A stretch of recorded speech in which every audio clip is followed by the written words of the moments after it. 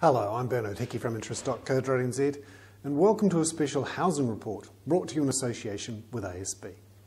Today we have a look at a couple of charts on wholesale interest rates and bring you up to speed with some news in the last couple of days that will mean fixed mortgage rates rise. In fact, they've already started rising.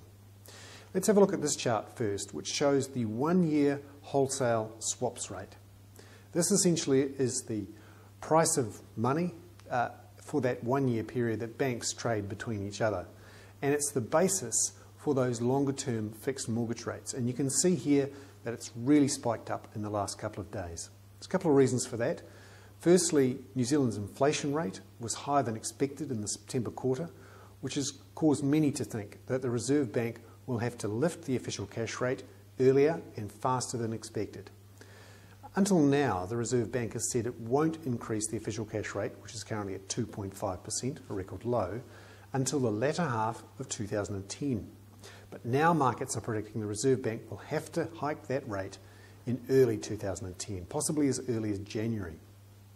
And secondly, there's been some news from across the Tasman, where the Reserve Bank Governor there, Glenn Stevens, has come out and said he needs to increase interest rates fast.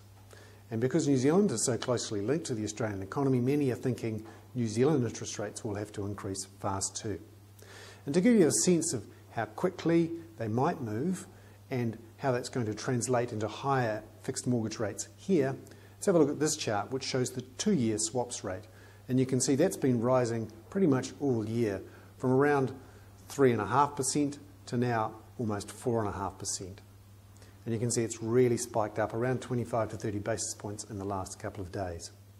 And that's why on Friday, ASB announced increases to its fixed mortgage rates across the board, and it's now between 5 and 30 basis points above the other banks.